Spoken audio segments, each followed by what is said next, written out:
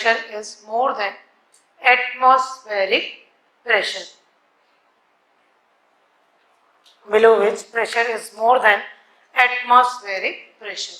ठीक, आगे लिखो शेप ऑफ, मोर लिखवाया है, लेस नहीं है भाई, कोई लेस बोल रहा है, सही लिखवाया है, कारण बताऊंगी अभी। ठीक, लिखो shape of this line is, shape of this line is parabolic, shape of this line is parabolic. अगर पैराबोलिक आंसर भी नहीं तब फिर लगाएंगे स्क्वायर पैराबोला, ब्रैकेट में लिखो स्क्वायर पैराबोला। नहीं दिया है अगर पैराबोलिक तब लगाएंगे स्क्वायर पैराबोला, और ये दोनों नहीं दिया है तो लगाएंगे सेमी एलिप्टिकल।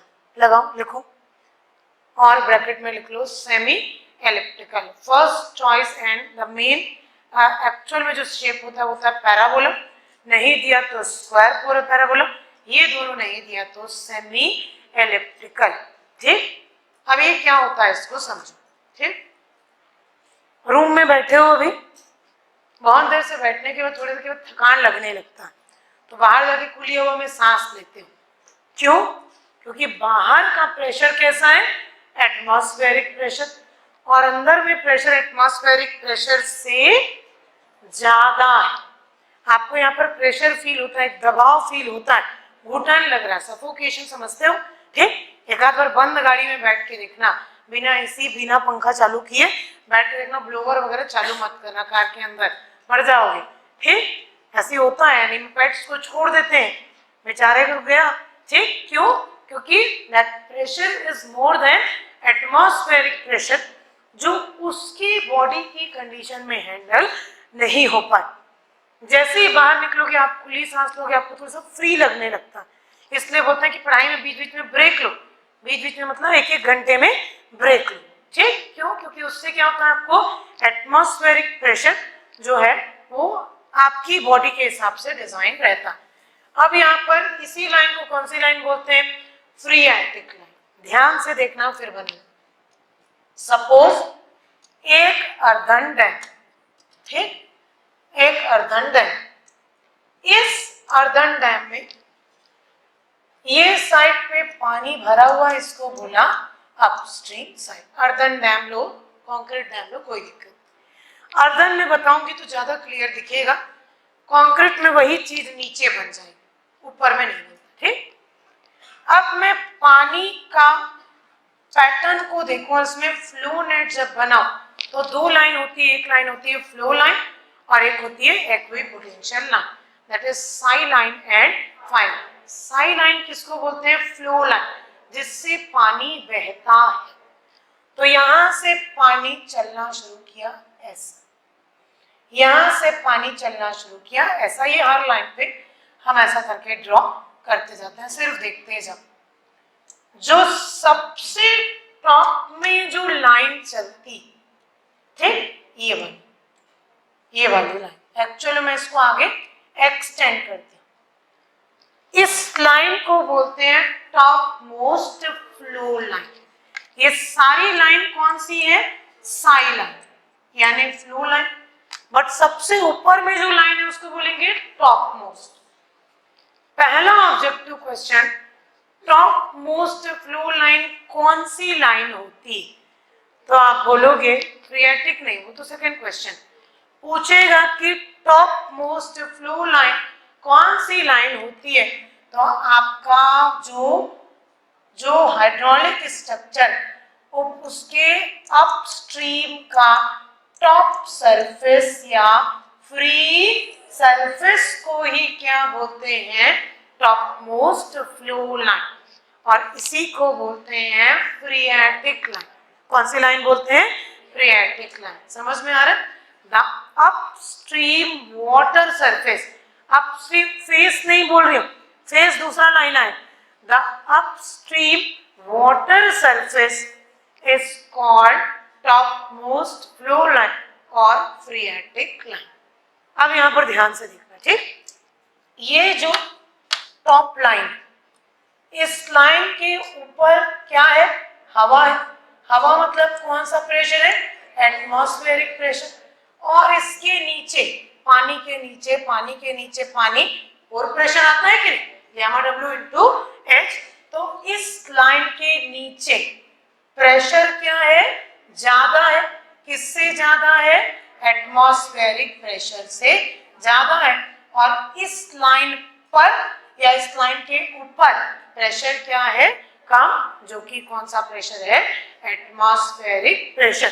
तो ऊपर में लिखेंगे सब जगह एटमॉस्फेरिक प्रेशर और नीचे लिखेंगे मोर देन एटमॉस्फेरिक प्रेशर।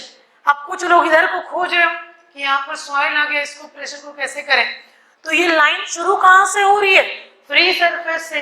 इसके कंटेक्स्ट में बोला जाता है ऊपर क्या है, एटमॉस्फेरिक, और नीचे क्या है, pressure more than atmospheric pressure. फटाफट बनाओ फटाफट। नीचे में ज्यादा लाइन को मत दिखाओ, एक ही लाइन पे फोकस कर, ठीक।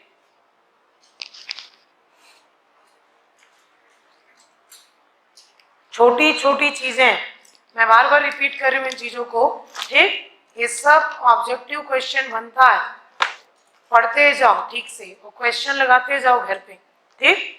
क्वेश्चन जो नहीं लगा रहा है, आपको देखो एक कहानी पढ़ लिया, बट उस कहानी में क्या क्या मेन इंपॉर्टेंट चीजें थी, अगर आप उसको निकाल के क्वेश्चन फॉर्म में नहीं देखोगे तो फिर आपको कहानी याद रह जाएगी, फैक्ट्स याद नहीं रहेंगे। समझ में आ रहा है, इसलिए क्वेश्चन प्रैक्टिस जरूरी। थ्योरेटिकल पार्ट समझाते हैं, पैराग्राफ राइटिंग यहाँ पर करवा रहे हैं, उसमें क्या क्या चीजें उसको भी लिखवाया जाता, बट आपको क्वेश्चन दिखना चाहिए। जैसे अभी आपने क्वेश्चन इतना सारा देखा तो आपको एक चीज क्लियर हो गई कि टेस्ट में पढ़ूंगी तो इससे इस टाइप के क्वेश्चन आते हैं, ठीक है, ठीक। बना लिया डायग्राम सबने। अब इसके एक लाइन और लिख लो फ्रीएटिक लाइन के बारे में। The upstream water surface, the upstream water surface is phreatic line, is phreatic line, the upstream water surface is phreatic line, ठीक। अब जैसे टॉप मोस्ट लाइन को क्या बोला, phreatic लाइन, वैसे ही एक लाइन आता है 100% सैचुरेशन नहीं, एक्विपोटेंशियल लाइन, ठीक, एक्विपोटेंशियल लाइन। इंटरव्यू में यही करते हो, टीचर 100% पूछता है, आप सैचुरेशन बताते हो, क्या पूछ रहा है वो, एक्विपोटेंशियल लाइन। तो थोड़ा लिसनिंग एबिलिटी भी बढ़ाओ। क्या लिखा, 100% एक्विपोटेंशियल लाइन। अब देखो सीधी सी बात, अगर मैं यहां से एक पेपर को डिस्ट्रीब्यूट करना शुरू करूं तो मैं ये बोलूंगी कि फर्स्ट स्टूडेंट को जो पेपर मिलेगा वो पेपर कहीं से मुड़ा नहीं होगा, बिल्कुल एकदम फ्रेश पेपर रहेगा, उसमें दाग वगैरह कुछ भी नहीं लगा। अगर छोटे बच्चे बैठे होते तो आखिरी पेज तक पहुंचते तक वहां पर हो सकता है वो पेपर फोल्ड हो जाता, पेंसिल वगैरह के दाग लग जाते, खाना पीना का दाग लग जाता। इट मीन्स जो फर्स्ट पॉइंट होता है वहां पर लॉस क्या होता है, जीरो। ये मानते हैं हम, फर्स्ट लाइन पे लॉस क्या होता है, जीरो। अब ध्यान से देखो, 100% एक्विपोटेंशियल लाइन बोला, ठीक। जब हम एक्विपोटेंशियल लाइन की बात कर रहे हैं, किसकी बात कर रहे हैं, एक्विपोटेंशियल लाइन। ये तो मैंने फ्लो लाइन बना ली, अब मैं एक्विपोटेंशियल लाइन बना रही हूँ। ध्यान से देखो, यहाँ पर एक्विपोटेंशियल लाइन मतलब इसको जो 90 डिग्री पे कट करेगा, ऑर्थोगोनल जो रहेगा, ठीक। इन लाइंस को क्या बोलेंगे, एक्विपोटेंशियल लाइन। और एक्विपोटेंशियल लाइन में जो लाइन सबसे ऊपर है, कौन सी लाइन है ये, सबसे ऊपर लाइन, इस लाइन को बोलेंगे 100%, उसी डायग्राम में मत बनाओ, 100% एक्विपोटेंशियल लाइन।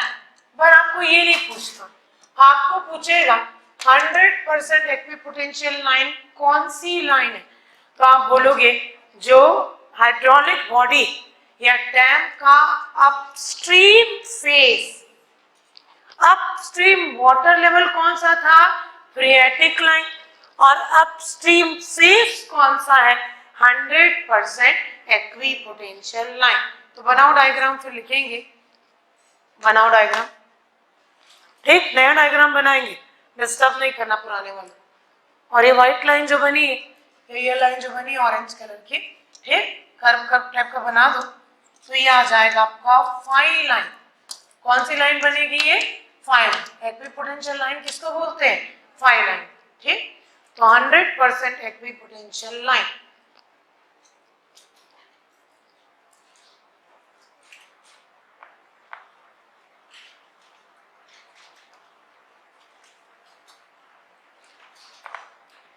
ठीक, बना लिया सबने? लिखिए upstream face of earthen dam और earthen embankment, upstream face of earthen dam और अर्दन एम्बैंकमेंट where